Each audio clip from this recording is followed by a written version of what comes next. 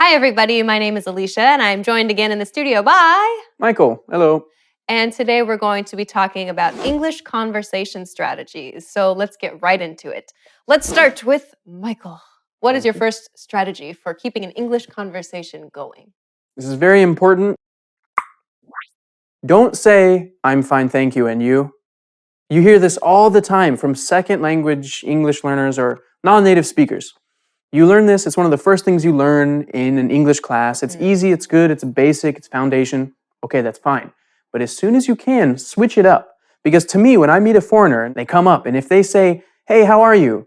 Say, oh, I'm fine, I'm good, whatever. How about you? And they say, I'm fine, thank you, and you. And it's almost robotic because I've said it so many times. And when I hear that, I think, their English isn't that good. And inside, I'm just gonna be really polite and say, hello, and talk slowly and try to get out of there as quick as I can. So really impress the foreigner. In my opinion, I think the best way to do it is say something, use a big word or just like a slang word, something like that. When I hear that, I go, wow, man, I want to know what this person thinks. I want to get their point of view, and I'm really excited. And then I've had great conversations because of that.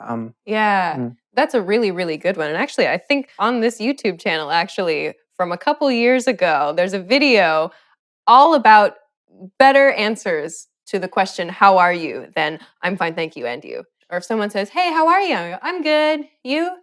Or fine, you? Never, I'm fine, thank you, and you. Never. But try to actually use, a phrase that a native speaker would use. And then that's a clue to the native speaker that, oh, maybe this person is ready for a conversation beyond, basic English. So that's a really good point. I like that. I didn't think of things not to do. I only thought of things to do. So, okay, cool. Let's see. Let's go to my first one. So, this strategy in general is just ask the other person a question.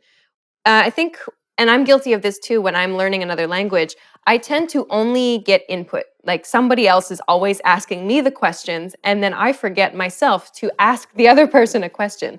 So one question that I like to ask, or a variation, any kind of WH question is good, like a who question, what, where, something like this. If you've been paying attention, you can use anyway to transition in your conversation. This was in a previous video.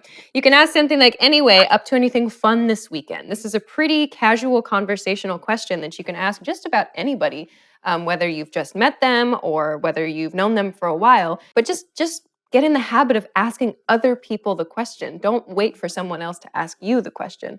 So that's one strategy that I try to use to keep things going. Yeah, me too. I agree. And I'm going to say samesies because actually two of my questions were exactly what you said. Agree 100%. This is kind of cheating. These should be one, but so always ask questions. So, again, you forget. It's really easy. I'm really guilty of this. English, non-English, whatever. I'm guilty of this. And the other thing is ask deep, open-ended questions. So if you ask a yes or no question, so again, like Alicia was saying, it just dead ends. You can't just say, do you like cheese? Yes or no, right? So you want to say, what do you think about cheese? What is your favorite kind? And kind of open it up to something else and let it just kind of snowball. Right. Right. Yeah, I think that's really a key. Like I have another variation on it, which I guess I'll just continue on to because it kind of relates to what you're talking about. Like he's saying, always ask questions, always ask deep, open-ended questions. So like you just said, don't ask a yes or no question because yes or no ends with the yes or the no. So one of the things that I'll do is use a pattern similar to this, like, hey, did you see, or hey, did you hear about blah, blah, blah. So you can use this little blah, blah, blah as your, you can ask about the news. You can ask about something funny you saw on the internet. You can ask about, something that you heard from another friend of yours, whatever.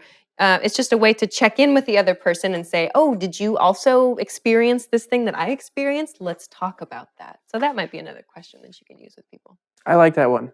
I really like that one because you got to stay within people's comfort zone. So maybe you ask and maybe they don't want to, right? So a good thing is, did you hear about it? That's up to them. Maybe they don't want to talk about it. They can say, oh yeah, I heard about that.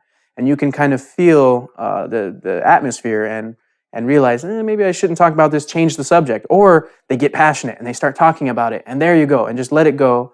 Yeah, absolutely. One thing, again, I'm guilty of is you do got to keep returning it. Right. Don't just say, oh yeah, and what I think about da-da-da-da-da. Bring it back, ask them, what about you?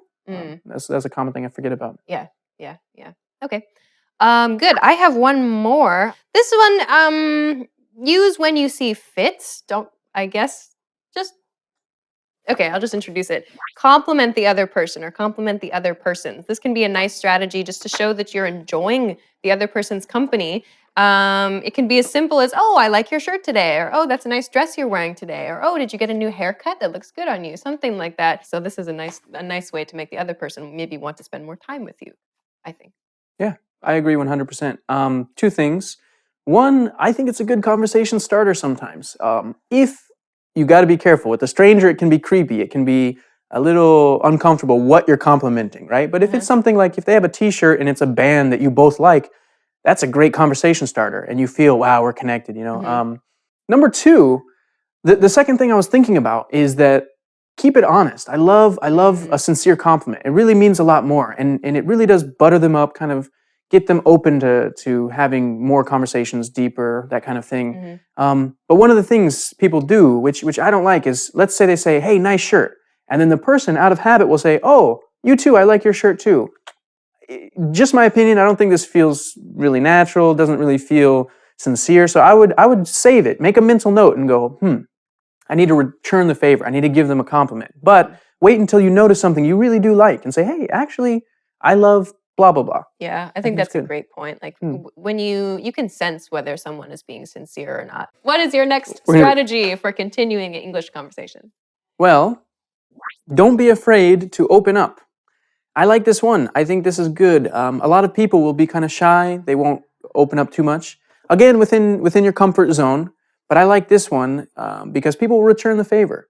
Because if you're just having small talk and you say, the weather's nice today, blah, blah, blah, you can only go so far. So don't be afraid to say something personal. Again, trust your judgment. Don't be a creeper. Don't go, we don't want to hear certain things about your life. So don't be a creep.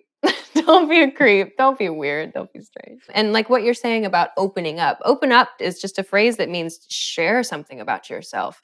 So it can be as simple as what you did last weekend or what you're going to do this weekend or a project that you have coming up.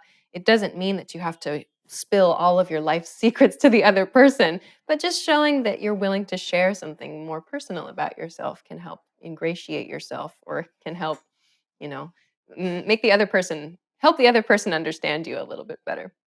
That's a good tip. I like that tip. That's hard to do though. It's hard. It's a little bit scary, I think, Yeah. to share parts of yourself, but it's good. It's a good way to meet people and make friends. All right. I think that's all. Is that all that you have? Yeah, that's all I got. Okay. All right. Well, those are some interesting strategies to keep an English conversation going. So give them a try. If you're ever at a loss for words and don't know what to say, you can try one of these strategies and hopefully it will help you out.